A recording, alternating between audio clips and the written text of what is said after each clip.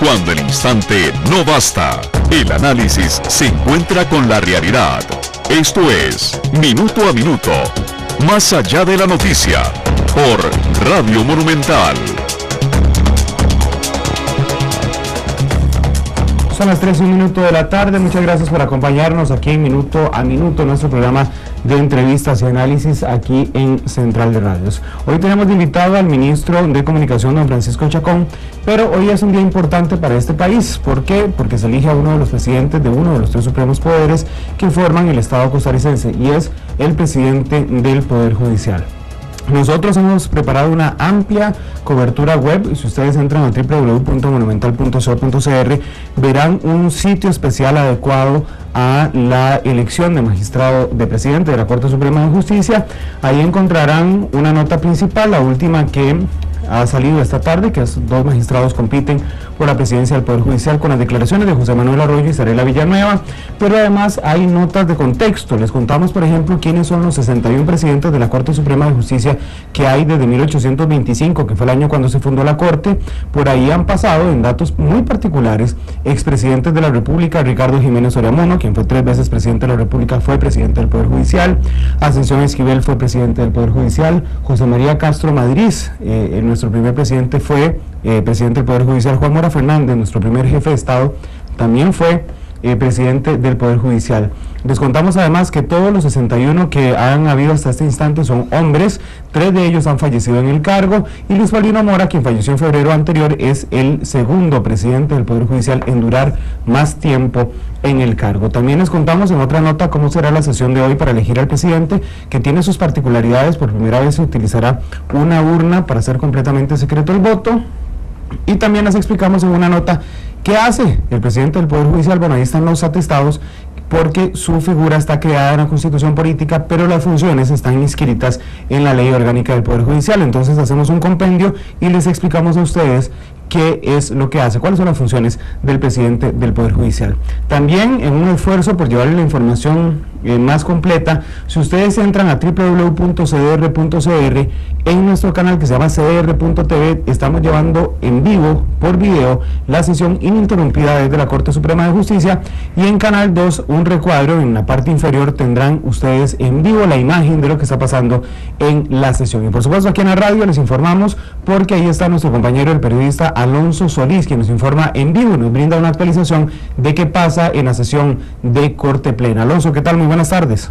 Muy buenas tardes, Randall. Un saludo a quienes escuchan Monumental en este momento. Comentarles un poco que en esta segunda parte de la sesión para la elección del presidente del Poder Judicial inicia el debate. Ya en la mañana se postularon oficialmente 2 magistrados, como usted lo comentaba, tanto Sarela Villanueva como José Manuel Arroyo. Son los 2 nombres que están concursando, participando en este momento por la presidencia del Poder Judicial. En esta segunda etapa, que inició al ser las 12 en punto de la tarde, se inicia el periodo de preguntas por parte de los magistrados hacia sus compañeros postulantes. Este periodo busca aclarar algunos temas que tal vez los magistrados no tengan claro sobre el tema, como lo hemos estado anunciando tanto en nuestras redes sociales como a través de Canal 2, la imagen de la radio. Ernesto Ginesta fue el primero en preguntar sobre la tutela anticipada y algunos otros conceptos para acelerar el accionar judicial tanto a Arroyo como Villanueva. Arroyo específicamente le preguntó sobre la utilización o la mención de la Biblia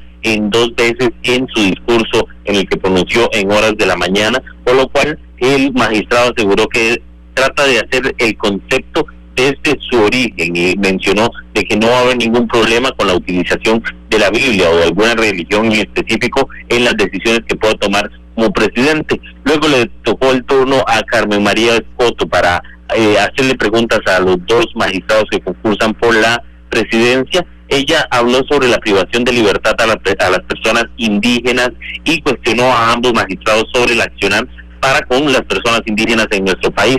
En este momento es la magistrada Ana Virginia Calzada quien hace las preguntas en una primera instancia a Sarela Villanueva, preguntándole 2 cosas específicamente: sobre los proyectos pendientes que dejó Luis Paulino Mora en el momento de su muerte, el 17 de febrero de este mismo año, y sobre la propuesta de Villanueva para que el presidente del Poder Judicial se elija cada 4 años. En este momento, Sarela Villanueva está contestando esa segunda pregunta, asegurando que muchos magistrados, al quedar el presidente por tanto tiempo electo, se sienten como magistrados de segunda, y el Poder Judicial debe acomodarse o acoplarse al cambio tal y como lo hace el Poder Ejecutivo y el Legislativo, que cambian cada 4 años. Esto es un poco el ambiente que se vive en este momento. La sesión de preguntas es de forma ilimitada hasta que los magistrados deseen preguntarle a los dos postulantes, y se esperaba que para esta tarde, antes de las 4:30 de la tarde, se dé una votación para elegir al próximo presidente de la Corte Suprema de Justicia. Recordemos que 12 votos harán la diferencia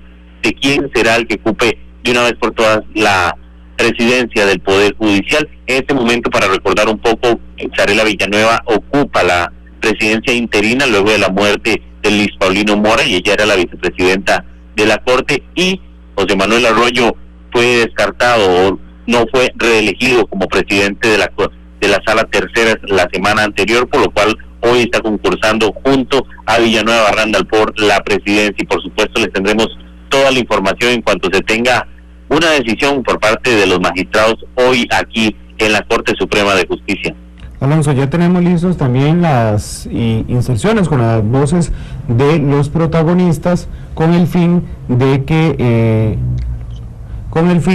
que escuchemos de su propia voz lo que pasa en la Corte Suprema de Justicia. Ya llevan, por decirlo de alguna forma, un atraso en cuanto a las preguntas, que nos decía son ilimitadas, y bueno, se prevé que para hoy se den las votaciones, aunque sí, según algunas fuentes internas de la Corte, es difícil, por lo menos, que alguno de los dos quede presidente en la primera ronda, Alonso.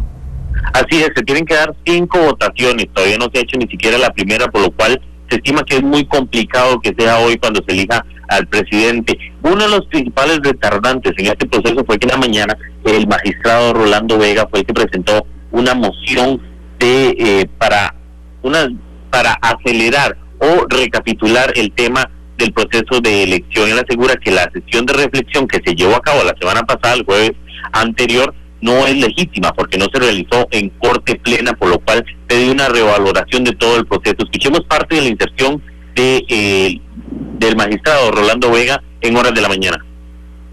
Que desde el inicio participen en el proceso de elección quienes quieran postular su nombre o sean postulados por otro y así sea aceptado. B. Que con todas las personas que aspiren al cargo, que ojalá salgan aquí esta mañana, se realice la primera ronda de al menos 5 votaciones, y después de haber tenido un debate previo que se había acordado ya desde hace varias semanas.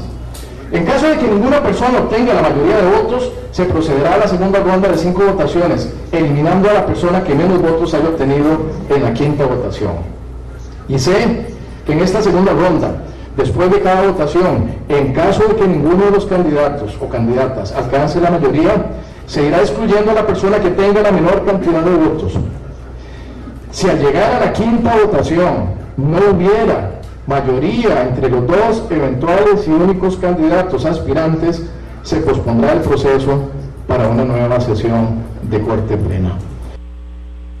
Este fue parte del recurso de revisión que presentó el magistrado Vega en horas de la mañana, el cual no fue aceptado porque tuvo 12 votos en contra y 10 a favor, por lo cual la agenda de elección quedó tal y como se había planeado desde hace 2 semanas por parte de todos los magistrados. Esto llevó a que se dieran las postulaciones oficiales por parte de Villanueva y Arroyo. Zarela Villanueva, como les comentaba, para hablar un poco sobre el perfil de esta magistrada, tiene 34 años de experiencia jurista, ocupa la presidencia interina, como les estaba comentando, desde la muerte de Luis Paulino Mora, y es la primera mujer en postularse para el puesto. Ella aseguró en su discurso que seguirá todos los parámetros generales, dándole prioridad a temas que venían atrasándose o que venían desde la administración de Luis Paulino Mora, como temas de tecnología, y aseguró que la infraestructura judicial y la independencia de los poderes sería su prioridad en caso de llegar a la silla presidencial. Escuchemos un extracto del discurso. Una época de cuestionamiento de las instituciones y de las personas que ejecutan o que se desempeñan en el campo de lo público. Un panorama en el que se ha potenciado al máximo el reclamo de los derechos de las personas frente a una estructura estatal incapaz de atender esas demandas, lo que ha provocado una judicialización de todos los temas. La disensión en nuestro país de tentáculos del crimen organizado, el aumento del conflicto social, la corrupción en la administración pública. Tenemos en proceso, ya con más de 10 años, reformas legales para revisar la ley orgánica del Poder Judicial, la del Ministerio Público, la de la Defensa Pública. Ese es un poco el extracto del discurso que dio la magistrada Villanueva en sus 30 minutos para exponer. Por su parte, José Manuel Arroyo, con 30 años también de experiencia en el Poder Judicial, asegura que es la mejor opción para el puesto, que la defensa de la postulación rescató que tendría un enfoque humanista. Asegura que no cabe en estos momentos de la historia un país o una administración que discrimine por género, condición económica o preferencia sexual. Escuchemos. La primacía del interés general sobre el interés particular, es decir, el principio de solidaridad que desde el Nuevo Testamento y conceptualmente desde Tomás de Aquino propone al bien común como única vía de convivencia y sobrevivencia social. Segundo, la primacía del concepto de dignidad humana en toda política social y económica, y particularmente en toda política de justicia. También descubierta esta idea después de siglos de fuego y sangre como única vía para encontrar en el reconocimiento y efectiva realización de los derechos de cada quien la manera de hacer justicia.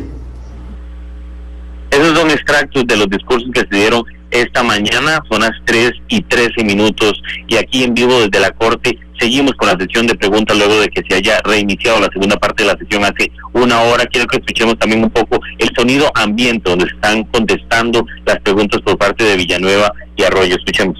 Los participantes. Quisiera que me refirieran con relación a lo que se ha llamado el desgobierno judicial y que tiene que ver no solamente con la opinión de los 22 integrantes de esta Corte, sino también que tiene que ver en relación con las distintas formas y tomas de posición en el Poder Judicial. Quisiera saber cuál es la posición de cada uno de los participantes sobre esto que se llama el desgobierno judicial, y sobre todo pensando que en determinado momento se ha dicho que que la Corte Plena no logra avanzar en los puntos que están sometidos a conocimiento, también que hay poca seriedad a la hora de tomar decisiones por parte de los miembros de esta Corte Plena, y que lejos de ver un ejercicio democrático en las diferentes posiciones que podrían estarse dando acá, se observa un desgobierno judicial. Esas son parte de las preguntas que se le hacen en este momento a los dos magistrados postulantes. Recordemos que este periodo de debate es para cuestionar sobre algunas decisiones que podrían tomar en caso de llegar a la presidencia, también la posición que tienen sobre temas específicos. Ya se le ha preguntado sobre temas indígenas, también de agroagricultura a los dos magistrados, y temas de derechos humanos, por supuesto, está en la agenda de los magistrados, que tienen de manera indefinida tiempo para preguntarle a los magistrados postulantes y luego proceder a las 5 votaciones para la elección del presidente del Poder Judicial. Randall, por supuesto, en la tercera emisión de Noticias Monumental tendremos todo el detalle, si se llega hoy a tener un presidente del Poder Judicial o si se extenderá el periodo de votación para la próxima semana. Gracias, Alonso. Son las 3:15. Les decíamos al inicio del programa que tenemos con nosotros al ministro de Comunicación, Francisco Chacón, para dar un balance desde el Poder Ejecutivo de la visita del presidente de los Estados Unidos a Costa Rica, Barack Obama. Don Francisco, muy buenas tardes. Muy buenas tardes y gracias por acompañarnos en una visita que movió al país, que fue una fiesta, hoy lo hablábamos en la mañana, fue una fiesta nacional donde los ticos no se quejaron prácticamente de los operativos de seguridad, sino que quedaron gratamente impresionados de la visita del presidente Obama. Don Francisco, muy buenas tardes. Así es, don Randall, encantado de estar aquí el día de hoy. Y en efecto, me parece que los ticos recibieron con los brazos abiertos al señor presidente Obama y al resto de los países de la región, quienes vinieron para tener un par de sesiones cortas pero muy productivas y muy significativas, sobre todo para el futuro de las relaciones entre Costa Rica y los Estados Unidos y de la región en general con los Estados Unidos. Don Francisco, cuando se le preguntó en la conferencia de prensa a la presidenta Chinchilla sobre el balance de la reunión, la presidenta fue amplia, muy amplia, cuando citó prácticamente los temas al dedillo, exactamente de lo que se había tocado, de lo que se había logrado en la reunión. El presidente Obama fue más general, digamos, dio 1 o 2 detalles de la reunión. Lo que pasa es que la primera reunión exactamente entre la presidenta y el presidente Obama fue muy corta, después se amplía con 10 ministros. Exactamente cuáles temas y con qué amplitud se tocaron, o eran ya temas que venían listos, digamos, para simplemente dar una discusión final. Bueno, yo diría que hay que empezar diciendo que el resultado de las reuniones y lo que transcurrió en las reuniones no fue una sorpresa para nadie. Fueron reuniones que habían sido preparadas minuciosamente por los equipos técnicos de cada uno de los países desde semanas antes, y lo que llevó a que sucediera lo que sucedió el día viernes es el resultado de todo ese trabajo.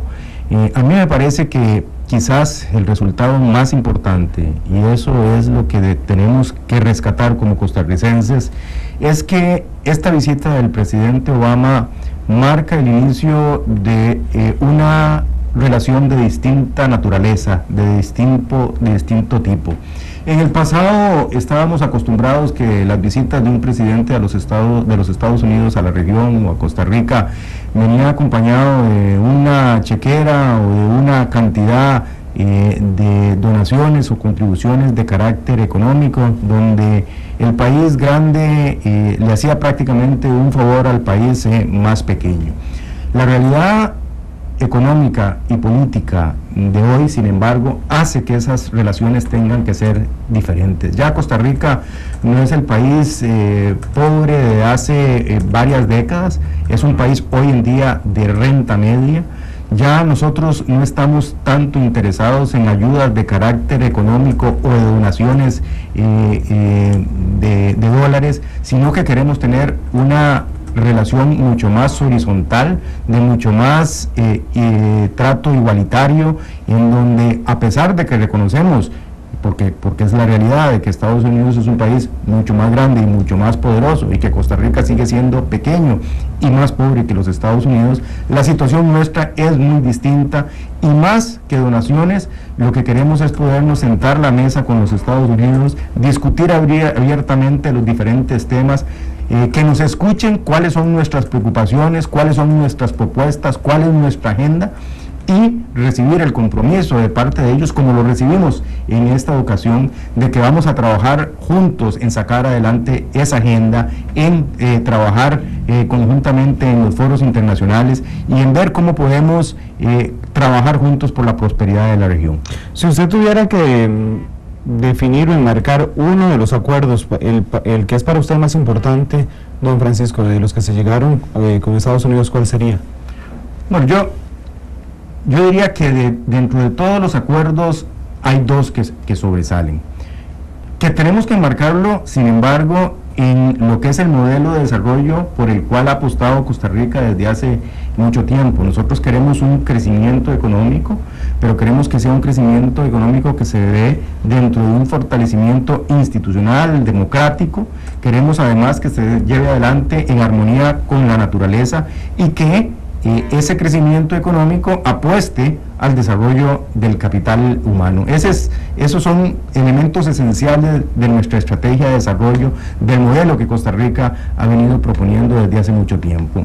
Y eso fue lo que creemos nosotros logramos plasmar en esta visita. Cuando hablamos de crecimiento económico, le estamos planteando al gobierno de los Estados Unidos que queremos seguir creciendo, que creemos que la plataforma del TLC con Estados Unidos y con el CAFTA ha sido provechosa hasta ahora, pero que podemos aprovecharla todavía mucho más, que hay todavía espacio para mejorar el comercio, para generar más inversión, para generar más intercambio comercial que genere además más trabajo en Costa Rica, y que lo queremos hacer con un fortalecimiento institucional tanto a nivel local y por eso le pusimos énfasis al tema de un gobierno abierto, mucho más transparente, donde tengamos que dar cuenta y todos los costarricenses puedan tener acceso a la información que se genera de carácter público o de interés público, pero además le pedimos a los Estados Unidos que en esta realidad institucional Costa Rica quiere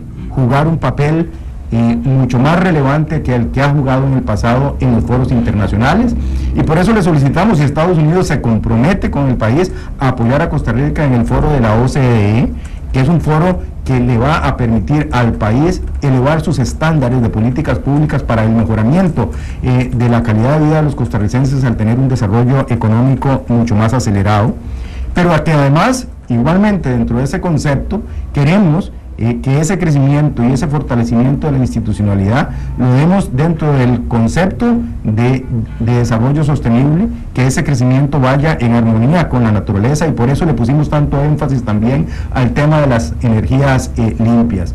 El mundo está viviendo una revolución desde el punto de vista energético. El presidente Obama nos decía, para el año 2020, para el año 2020, Estados Unidos va a ser un país que no va a depender de otros países en materia energética. Vamos a ser un país, decía él, que vamos a depender de nuestros propios recursos. De manera que están apostándole de manera muy fuerte a los yacimientos de gas que han descubierto y a la forma en que se va a explotar y que se va a sustituir el uso del petróleo por esta nueva fuente de energía recién descubierta en las cantidades en que ha sido descubierta. Él mismo decía, esto no va a ser de la noche a la mañana, esto va a ser un proceso, va a haber una transición, pero de aquí a 8 años el mundo va a encontrarse con una realidad energética muy distinta. Y lo que le planteamos los centroamericanos y lo que le planteó Costa Rica es, bueno, nosotros queremos ser parte de esa revolución. Nosotros queremos tener acceso a ese gas natural de parte de los Estados Unidos. Sabemos que vamos a tener que trabajar mucho en los próximos años para poder tener la infraestructura que se requiere, pero nosotros estamos dispuestos a hacerlo en tanto ustedes como país con esos yacimientos estén dispuestos también a compartirlo con nosotros. No por otra razón, sino porque estemos convencidos, y ese fue el planteamiento que se le hizo al presidente Obama y que él comparte, de que el futuro de la región, para que sea sostenible, tiene que ir de la mano con un crecimiento económico basado en ese paradigma de armonía con el ambiente, del capital, del desarrollo del capital humano y del desarrollo institucional. De manera que el planteamiento que Costa Rica le hizo, y que fue respaldado además luego en la reunión del SICA al presidente Obama, tiene como respuesta de parte del presidente de los Estados Unidos una concordancia casi absoluta, y esto es la gran diferencia que marcará de ahora en adelante las relaciones de la región con los Estados Unidos. Tenemos una agenda puesta sobre la mesa de puntos comunes en donde todos creemos que podemos y debemos trabajar en el futuro. Eso no significa que vamos a tener resultados mañana, pasado mañana, pero sí tenemos una agenda de trabajo, me parece a mí, muy clara, muy definida, con el propósito de que trabajemos juntos por la prosperidad de la región. Don Francisco, ahora que ya pasó el encuentro tan esperado en el que había tantas medidas de seguridad, no solo porque quiso el gobierno de la República, sino porque eran de alguna forma demandadas por el gobierno de los Estados Unidos, ¿cómo se logra que la reunión con el presidente Obama la pide Costa Rica como presidente del SICA, la pide la presidenta Chinchilla, la pide el presidente Obama después de cambiar a su secretario de Estado y con el fin de hacer un acercamiento a América Latina? ¿Cómo logran el acuerdo? Yo creo que es un conjunto de factores. En primer lugar, nosotros como gobierno desde hace 3 años le habíamos venido planteando al gobierno de los Estados Unidos la necesidad e inconveniencia de que el presidente Obama nos visitara para poder tener precisamente esta posibilidad de hacer un planteamiento integral de lo que queremos de esa relación con los Estados Unidos. Y el hecho de que esta segunda administración del presidente Obama le haya dado un mayor énfasis a Latinoamérica abrió, por supuesto, que esa posibilidad. Y al abrirse esa posibilidad, lo lógico es que si ellos iban a venir a Centroamérica, vinieran a Costa Rica, un país con el que comparten una gran cantidad de valores, de larga tradición, de la defensa de los derechos humanos, de la democracia, de la libertad de expresión y de prensa, del desarrollo sostenible, como lo hemos planteado nosotros, de la lucha por un comercio cada vez más libre. Todo esto hacía lógico y natural que esa visita del presidente Obama al venir a Centroamérica se hiciera en Costa Rica, o con un reconocimiento al liderazgo del país y al liderazgo de la presidenta Chinchilla en este campo. Don Francisco, nos quedan 40 segundos de programa. ¿Cómo ve el Ejecutivo lo que está pasando en la Corte hoy? Digo, yo sé que no puede tener una intransigencia, o más bien intransigencia no puede tener participación directa en la elección de presidente de la Corte, pero la verdad es que está complicado. Bueno, lo vemos con mucho respeto. Obviamente todos los costarricenses debemos estar interesados en lo que suceda en la Corte Suprema de Justicia, y la elección del presidente siempre es un factor importante, porque eso va a determinar en mucho el camino por el cual transcurrirá la Corte Suprema de Justicia en los próximos años. Pero lo vemos con sumo respeto y con esperanza de que hoy o la semana entrante se tome la mejor decisión. Sí, pareciera que va a ser la semana entrante, ¿verdad? Así es. Don Francisco, muchas gracias por estar aquí, y frecuentemente en este último año lo estaremos molestando para estar aquí. Con mucho gusto, vengo aquí cada vez que usted me invite, Randall. Gracias a don Francisco Chacón. Gracias a ustedes también que nos acompañaron a través de 93.5 FM y que nos acompañan también a través de la señal de Canal 2. Los esperamos mañana por otro programa, y por supuesto a los amigos de la radio, esperen en cualquier momento, si se elige hoy por supuesto presidente de la Corte, estaremos interrumpiendo nuestra transmisión para llevárselo en vivo. Gracias y feliz tarde. Cuando el instante no basta, el análisis se encuentra con la realidad. Esto fue Minuto a Minuto, más allá de la noticia, por Radio Monumental.